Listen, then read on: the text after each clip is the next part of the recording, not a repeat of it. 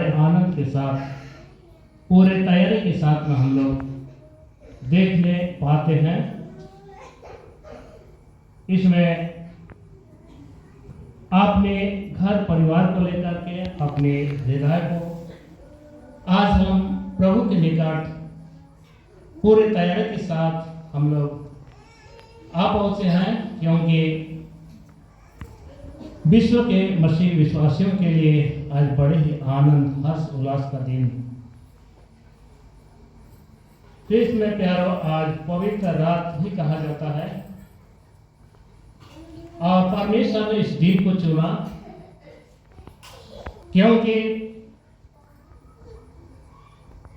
पुराने समय से लेकर के नबियों के द्वारा से यह समाचार लोगों को देता रहा, एक के बाद एक, एक के बाद एक, जो परमेश्वर से व्यक्तियों के द्वारा यह संदेश दिया जाता था कि प्रभु यीशु ख्रीष्ट का आगमन, चाहे प्रभु यीशु ख्रीष्ट जगत में जन्म लेंगे। तो यह संदेश नबियों के द्वारा से आज हम लोग मीका नबी के द्वारा से हम लोग पाते हैं कि बैतलहम में राजा के आने का वचन यहाँ पर लिखा गया है। यहूदा देश के बैतलहम नगर, हालांकि छोटा नगर कहलाता है, मैंने यहाँ पर साफ साफ वचन में लिखा गया है, सबसे छोटा नगर यहूदा देश में, सबसे छोटा नगर इसी को कहा जाता है, बैतलहम नगर को। और यही वचन मीका नबी के द्वारा से आज हम लोग सुनने पाते हैं कि हे बैतलहम एफ्राता, यदि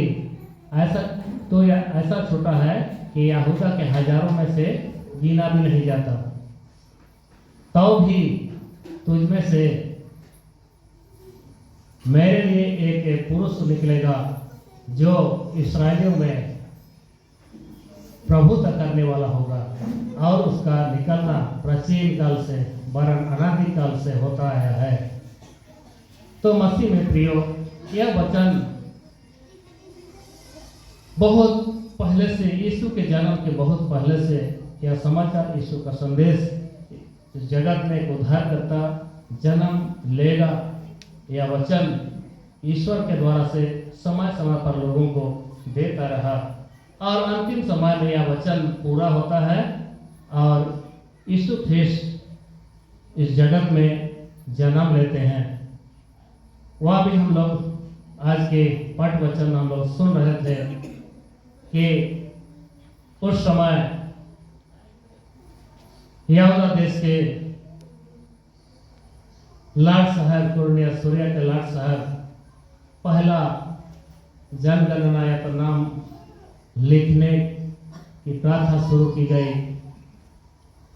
और अपने अपने नगर देश के लोग राजभवन को या तो जा रहे थे अपना अपना नाम लिखाने के लिए, और मरियम और यूसुफ यहूदा देश के बैतलहम को चले जाते हैं अपना नाम लिखवाने के लिए। और जैसे हम लोग इतिहास को बहुत ही जानते हैं जन्म पर्व के अवसर का, तो मसीह में प्रियो या संदेश जब हम वे यहूदा देश से बैतलहम नगर को जाते हैं, उनके लिए वहाँ पर जगह नहीं मिलती है, और इस प्रकार से वे एक गौशाला में रह जाते हैं, और यीशु का जन्म होने का समय वहाँ पर पूरा हो जाता है, और यीशु ख्रीष्ट एक गौशाला में जन्म लिया। इसका संदेश स्वर्गदूत द्वारा से गलीलियों को दिया जाता है, और उन्हें जब दूध की चमक से वे डर जाते हैं, और स्वर्गदूत यही संदेश देता है कि मत डरो, कि तुम्हारे लिए एक सुसमाचार लाया हूँ, सुसमाचार। और यह सुसमाचार क्या है कि तुम्हारे लिए एक उद्धारकर्ता जन्मा है, एक उद्धारकर्ता जन्मा है, और वह है मसीह प्रभु। कि तुम जाके देखो और वहां पर तुम एक बालक को चरनी में पड़े पाओगे। तो प्रियो, आज प्रभु यीशु ख्रीस्त का जन्म संदेश को सबसे पहले गड़ेरियों को दिया जाता है।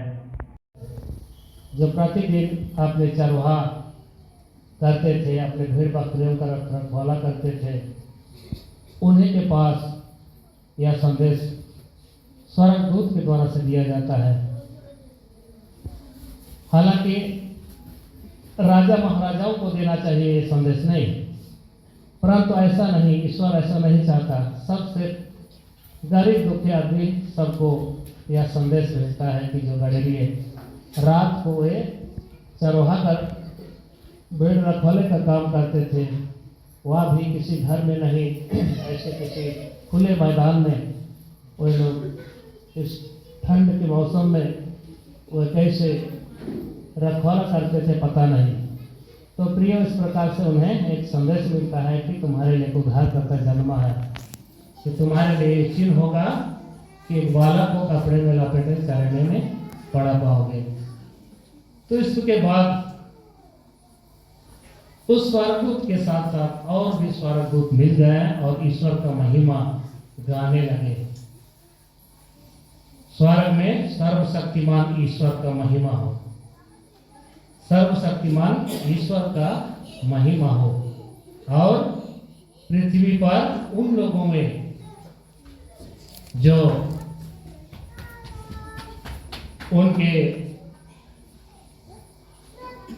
उन पर विश्वास करते हैं उनको शांति हो।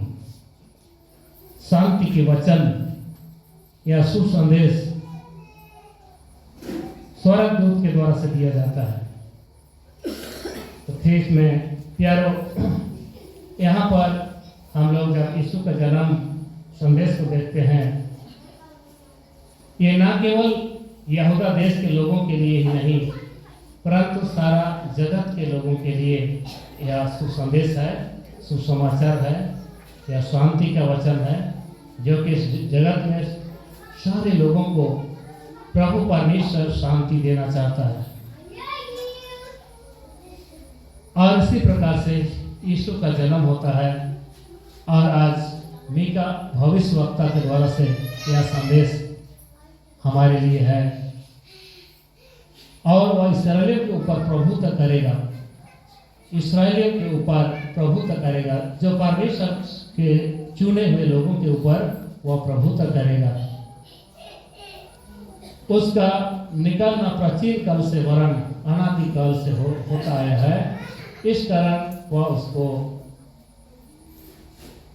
उस समय तक त्याग रहेगा जब तक